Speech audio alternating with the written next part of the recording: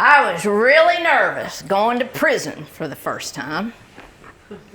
My family and friends were certain I was about to be murdered or worse. Let me explain. Right out of graduate school, I'm hired by the county mental health department to be the first therapist ever to work with alcoholics at the county prison farm and the county hospital. This was originated out of a federal law in 1970, 91-616, recognizing that alcoholism and alcohol abuse were indeed serious public health problems. My first day going to work at the prison, I have 20 miles to think. What the fuck am I doing? How bad can it be? Prison farm. Warden's office. Jody, is this the way you intend to come out here looking at the prison? I mean, welcome, I should say welcome, but you caught me off guard how you look. You're too attractive. You know, locked up men, they can get really desperate. Next time you come back here, wear something so you look less good looking. The warden is in his office, sitting behind a large desk. He's surrounded by windows so he can look out on the prisoners working the crops, the chickens, and the hogs. He's a middle-aged, oversized man with a really bad comb-over, dressed in an authoritarian air of unfriendliness. He could take the fun right out of ice cream. Jody, I need to talk to you about something. Now, Missy, you get in trouble, we're not coming in for you. You'll be locked in with the problems. I need to understand how you're going to handle yourself should you get raped. Well, Warden, thank you so much for your concern. You misogynistic asshole! Well, the prison nurse says you have 5 men and 3 women signed up to see you today. They all say they have alcohol problems, but you know, inmates lie. I bet the men heard you were good looking. That's why they signed up. Officer John here is going to take you over to see the men first, and then he'll take you over to see the women.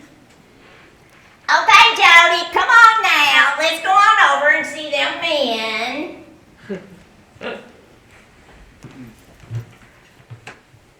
You do know, John, this office that the warden wants me to work out of is right in front of the men's showers. Is that a problem for you, ma'am? The first 4 inmates I see are all in prison for doing stupid things while drunk. They don't get out for some months, but they like to come talk to me about how to stay sober and stay out of prison. The 5th man's name is Arthur. He gets out in 2 weeks. He is my age, 24, good looking, smoking hot. A combat veteran with muscles that press out noticeably against his uniform. Arthur, I'm Jody. What are you doing in prison? Well, ma'am, it's my 3rd time since I got back from Nam. You know, in Nam, we'd go on a bad mission, and if we lived, we'd get back to base camp, and we'd get drunk and hurt each other, you know, to relax. Well, Arthur, I think there are better ways to relax than drinking and fighting. At the rate you're going, you're doing life in prison on the installment plan. Why don't you tell the nurse to make an appointment to see me at the county hospital when you get out? I think I can help you. Okay, thank you, ma'am. Okay, Jody, you ready to go see them women? Come on now, let's go on over. Let me warn you something. Them girls, when they get locked up, they're a lot meaner than most of the men. Don't you be fooled by them. The first two women are like the men. Got drunk, did stupid shit, locked up, repeat offenders, don't get out for months, will want to talk to me about how not to drink. The third woman is 32, her name's Bonnie. She has bleached blonde hair, and she's good looking, and she has these steel blue eyes that occasionally blink like a caution light. Bonnie, what are you doing locked up in prison? Well, I tell you what now, ma'am. I was doing good. I was going to AA, and I wasn't drinking, but then I started drinking, and I was doing a little speed, and I got arrested for shoplifting, and then I got arrested for resisting arrest because I was on speed mean. Oh, ma'am, I tell you what, I have the worst problem. When a man says hello to me, I fall in love. And then I start drinking.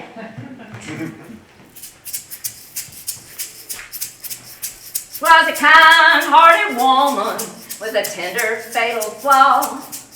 She fell in love with nearly every man she saw. They played her like a fiddle till she was a humming like a bee. Told her they were going home to their wife and family.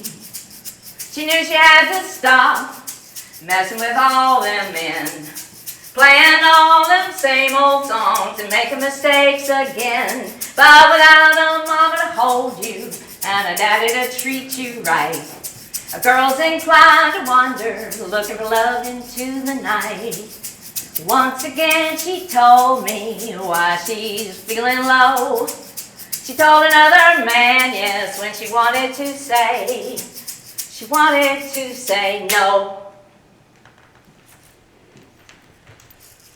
Bonnie, tell the nurse you want to see me in the county hospital, and I'll work with you when you get out. Yes, ma'am, I do that. 2 weeks later at the county hospital.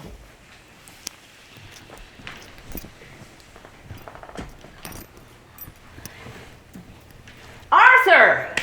God, it's good to see you outside of prison. How you doing?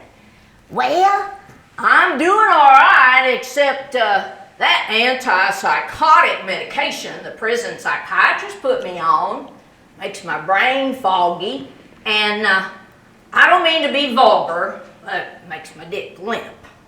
My wife says if I can't satisfy her needs, she's gonna leave, and that would be the end of me. Well, Arthur, let me work with you a little bit, then your wife can come in and I'll talk with her. I'll talk to the outpatient psychiatrist and see if you can get off that medication. That'd be great, ma'am. I just couldn't bear it if she left.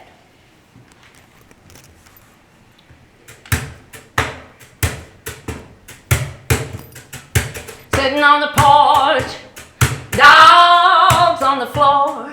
She's thinking about walking out his door.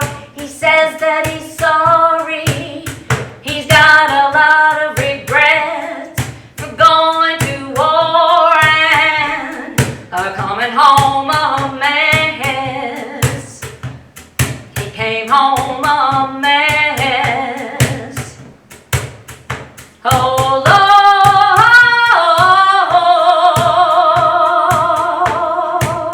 he's a mess.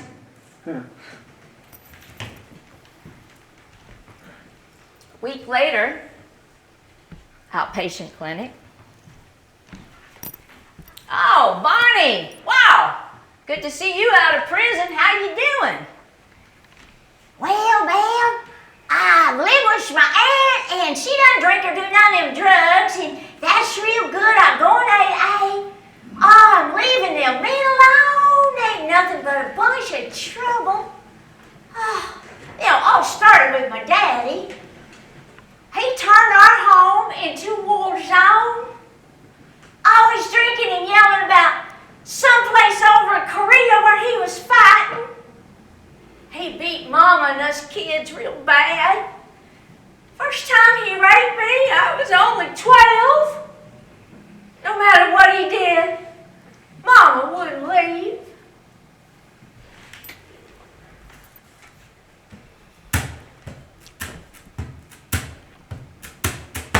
She gets the kids up and off to school. She wants them to learn the golden rule. You do as we say and not as we do, 'cause that's the family way. He's home from work, got nothing much to show. He grabs a beer to stop feeling low. Hey woman, won't you get on over here? Don't you know I like it when you're standing near? Her son tells his dad, don't treat her that way. He slaps him hard, yeah, just do what I say.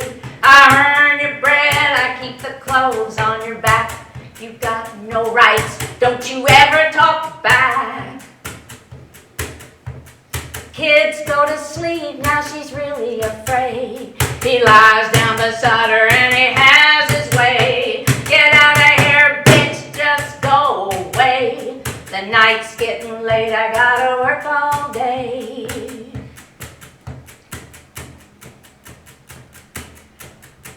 She leaves the room, her face wet with tears, praying to the Lord, get me out of here. Sleeping with her kids in the other room, living in the family way, family way. Why'd she stay?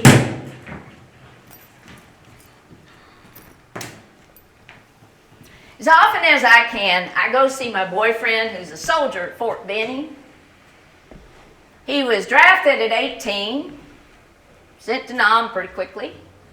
He was talented at combat, and after 4 tours in Nam and deployments into Cambodia and Laos and Thailand, he's now a highly decorated captain. To me, he's like a piece of cake with beef jerky icing. Sweet on the inside and tough as leather on the out. Hey, Denny. Oh, sweetness, it's good to see you. Well, Denny, why does your house smell like a barnyard? Why do you have cow shit in your living room? Oh, well, I'm growing my own mushrooms. Psilocybin is great for what ails me.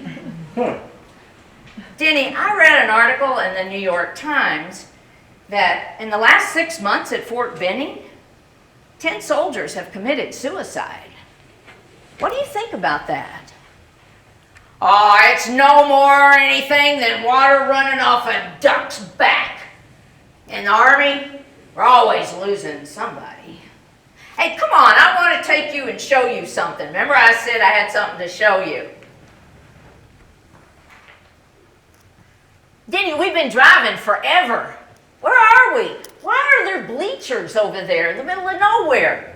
Oh, well, Fort Benning is 183,000 acres. Listen, go on over there and get your seat, and I'll be back in a while. I gotta take care of a few things.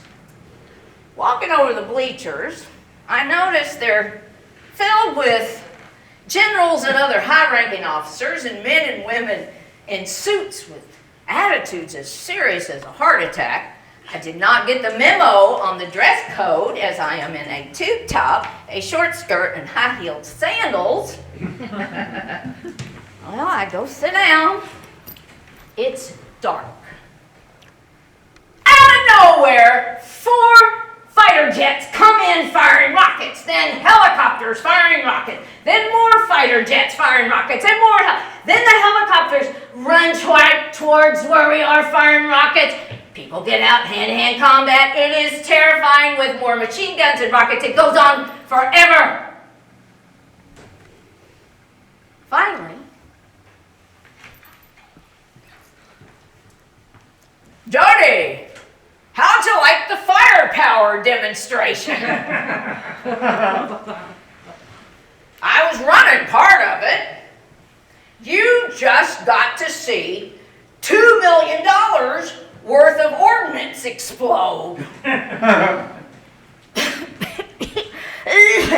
Denny, next time you take me on a combat mission, I want some training first.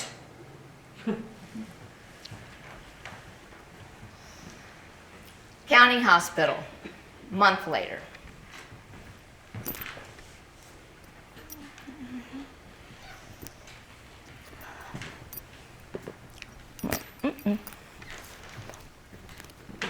County hospital, a month later. The receptionist, Betty. Jody, you're late before you start. Here's your appointment list. Oh, Betty, my mother said I'd be late to my own funeral. I'll be right out. I want to get the charts. Before I can even sit down, the phone rings. It's Betty. Jody, get out here right now. I quickly go to the waiting room, open the door just enough to see all of the patients sitting bolt upright in their chairs, bug-eyed with fright like they're in front of a firing squad. And then I see why. My patient, Bonnie, has a gun right on the receptionist, Betty's head. Where is my fucking therapist? She's always late. She hasn't seen me yet. I could leave. She is my responsibility. I stand a chance of having us come out of this okay. Bonnie. There you are. I want to talk to you, and I'm sorry I'm late, but first, I have to have the gun.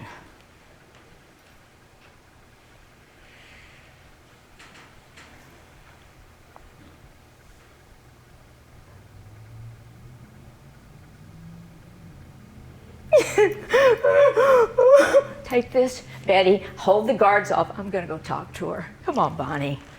Come on. What happened? What'd you do? What happened? Oh, I was doing good, and I started going to the bars, and this man seemed so nice. I fell in love, and he gave me a ride home, he said, but he raped me in the back seat of the car. I was so scared he'd come looking for me.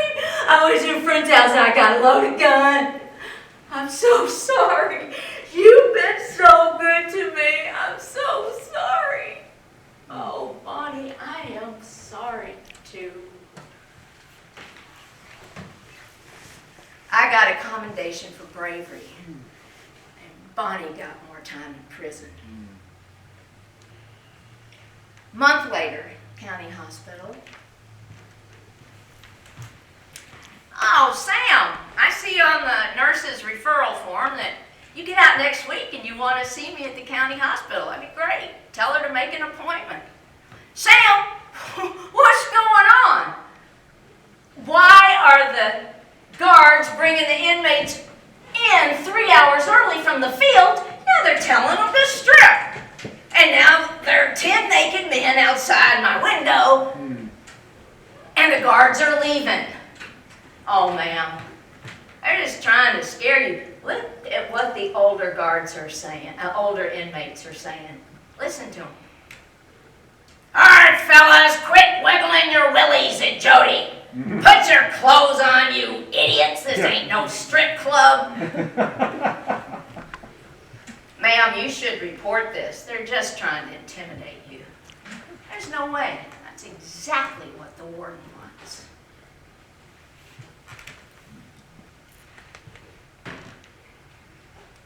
A month later, at the county hospital, I'm walking to my office when I hear some man screaming, Jody! Oh my God, it's Arthur. I quickly run to my office. I lock the door. I have to see you. I told you my secret. I told you I could make it rain. Now I have to kill you. I want you to open the door. Open the door, Jody. Open the door. Finally, the guards come, and Arthur is taken away in handcuffs, and the guard is taken to the intensive care unit. I quickly go home and drive to Fort Benning. Jody, what's the matter? What happened to you today? Oh, this guy was nuts. And he wanted to kill me because he told me a secret. He said he could make it rain. He said he could make it rain? Oh, all right, that's classified. Make it rain was the code we used when we were in the field and about to be overrun by the enemy and slaughtered, to call in a fixed-wing plane that would come in and spray the enemy. No one survived. Arthur was the radio telephone operator who gave the order, make it rain. When the light came up, there would be even 100 bodies. I'm sure Arthur had feelings about saving his and then all the dead that he called the order on. Oh, God Almighty. He wasn't nuts. Oh, he had a moral injury. Oh, and now he's locked up for attempted murder.